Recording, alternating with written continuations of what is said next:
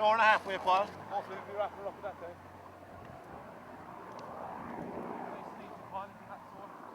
The bond of friendship and a shared love of football inspired the founding of Grangevale in 1953. The club was founded by Donny Cronin along with his brothers and friends from the Grange Road. And Grangevale's current generation of players reside in the many housing estates that have been built in the Grangevale parish since 1953. Don't crisscross, lads! You have to stay parallel to each other, don't crisscross! During the formative years of the club's existence, Grangevale played its home matches in the parish. However, for the past 30 years, home fixtures have had to be fulfilled on rented land in 5 Mile Bridge. My lads, it took me 2 seconds to start moving. So as the whistle goes, move. Now we feel it is time to bring Grangevale home to Grange and back to where the club belongs. The ultimate success of Grangevale Football Club has been the members' ability to remain loyal to the ideals and traditions inspired by the club's founders in 1953.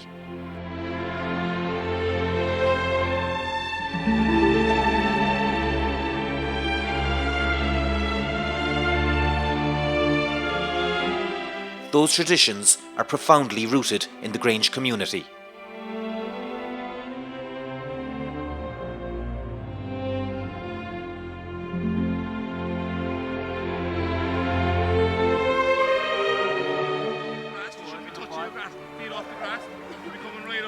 Securing use of the playing pitch here in Ardfield would reach a happy conclusion for Grangevale's primary aspiration. Let's go.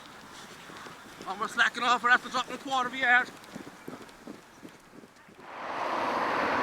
I grew up in the 40s and 50s in Grange, and there was a lot of my friends from the school with me, and we formed a team later on by playing 3 goals in the Conrad's farm entrance.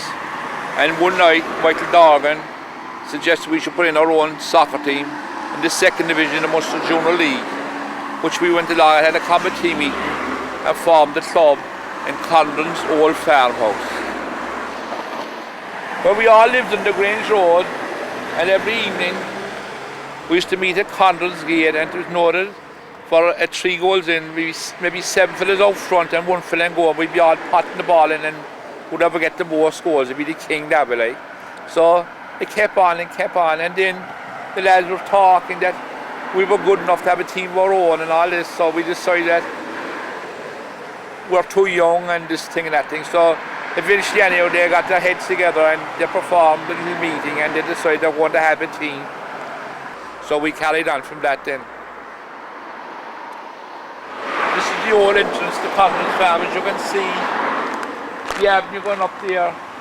The trees are still there. The avenue was about nearly 3/4 of a mile long, and this is where we used to all play the 3 goals in and associate for sport. That was our main sport at that time.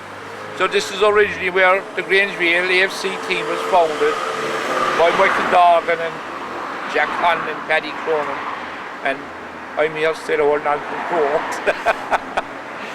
I lived across the road there for the best part of 20 years, and our chairman Michael Dorgan lived below in Grangevale where the off-licence is now. Maxwell Trivers then lived above in Clifton, Grange, and we used to tog off in their horse stables and come down the avenue and went to the pitch just where Aldi's is there now, and it was from Aldi's up to Brian's new supermarket now. One of the most prominent dwellings on the Grange Road at that time faced the pillars of Conran's farm. It is now slightly hidden due to the building of houses around it and shops in front of it. It was called Grangevale House. This inspired the naming of the club, and so Grangevale AFC was born. Ironically, several of the players from the current team live here in Grangevale Court. We formed the club in 1953, and Wolverhampton Wanderers were the top club in England that time. So we carried on wearing their gear, which was orange and black. And then we decided we called the club Grangevale AFC, which we got the name and permission of Ned Long, which owned the Grangevale House, which was one of the biggest houses in Grange at that time. This road was known as Cooney's Lane. Below now we say from that entrance there with the bottom car, that was the orchard. We just have apples and pears and gooseberries. This was Long's Field across here, and all down there to the water. You know where Alfie Mac lives now? It's right down there. There's a river going along down there. That was all Long's Farm, all that river right around the whole here. Connects you up onto Hosford's farm there where Anfield is now. But the Hosford's family then grew old, and their sister married in there. They bought in a fellow by the name of Bailey, and they sold the land for building a couple of years ago, 3 years ago I think. And that's where the Anfield pitches now that we're supposed to be getting. Our treasurer, Maxwell Trivers, was the owners of Clifton Grange. And Maxwell lived in the big house in Clifton Grange with his grandfather, Boss Stoker, his mother and his father and his brother and his sister. Now Maxwell was very kind to the club. He always got permission off his grandfather to leave the club tug off in the stables and use the stables and wash up in the tap in the yard after the matches. So also used to opposing clubs come and tug off there, and they thought it was a great achievement that thing, because going back to 53 they won many dressing sheds and many pitches in AUL football and Munster Junior League football. Now Anfield is a new pitch supposed to be lifted out to some players, but I remember Anfield, Hosfords owned it. I used to be up there picking potatoes and at trashings, and I often had to come up for milk there for my mother when I was young, and they were very nice people to deal with. The Grangevale Club was founded in 1953, about 100 yards from this locality. Members are Michael Dorgan, Jack O'Connell, Max Trivers, Timmy and Jordanine, Paddy Cronin, myself, Connie Noonan, John Hunter, Joe Hunter, and it'd be great if we could get a playing pitch around here to bring back the old memories of the club that was founded, not to be travelling every week to other pitches.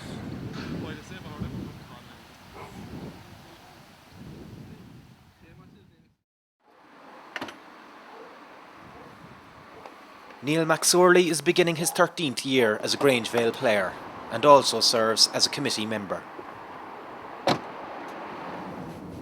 Well, this is a well-worn path for me, from Grange out to Grangevale Park and 5 Mile Bridge. Many's the cold and frosty Sunday morning. I've travelled this road over the last 13 years. I began my playing career as a boy with Douglas Hall, where I played most of my juvenile years and played 1 year as a youth with Glasheen. From then, while I was studying in UCC, I had a year with UCC junior team. And after that, I was happy to dedicate the rest of my adult playing career to Grangevale. I'm Grange born and bred, and I was, delighted with the opportunity to join Grangevale Football Club at 21 years of age. A lot of my friends were playing, and many relatives as well from time to time, and it was great to be able to join a club that was community based and based in my own local community. Grangevale's biggest moment, it would have to be true to say, was the 1979 AOH Cup final win, and it's fair to say that we don't lead any role of honour as regards winning trophies, but in essence Grangevale to me is more of a community spirit than anything else. There's a great spirit within the club. There's a lot of my friends that I've grown up with over the years, and family as well, have played with the team over the years, and it's great to come back and play with them and give something back as such. We're also a club with a social conscience. We're delighted to be involved with the Grange Swimmers, who on an annual basis raise funds for the Children's Leukemia Ward in the Mercy Hospital. As a team, we partake in the swim every Christmas morning in Fountainstown, and as I say, we all do our best to raise as much money as we can for that charity.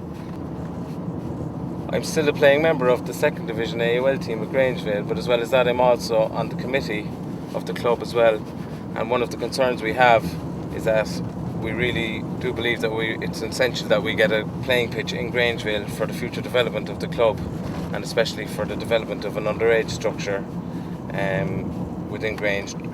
Realistically, 5 Mile Bridge is just that bit too far away for the transportation of kids on it 2 or 3 times a week, get them to and from Grange outside the parish out to 5 Mile Bridge. As well as that, the playing area in Ardfield at the moment has become a target for antisocial behaviour over the past year or so. We would like to think that should Grangevale as a club, if we did manage to get use of the playing area, we would buy training and playing matches there 3 to 4 times a week. We would be able to help in actually stopping that antisocial behaviour as such on the pitch. After over 50 years in existence, we want to take Grangevale to the next level of its natural development, and that means bringing the club back to Grange. The committee has consulted with Micheál Coughlin, the principal of the local school Scullnagloss, and we have given assurances that should our application be successful, Ardfield will be available for the school's use. The founders of our club spent their childhood playing in the green fields where Ardfield, Amberley, Pinecroft, Shamrock Lawn, Clifton Grange and Grange Heights are now located. It is ironic that now our primary aspiration is to secure a playing pitch in Grange and develop an underage division. This will ensure that the children that inhabit these housing estates can join a Grange club wear the Grangevale orange and black colours and ultimately inherit the legacy of the club's founding fathers.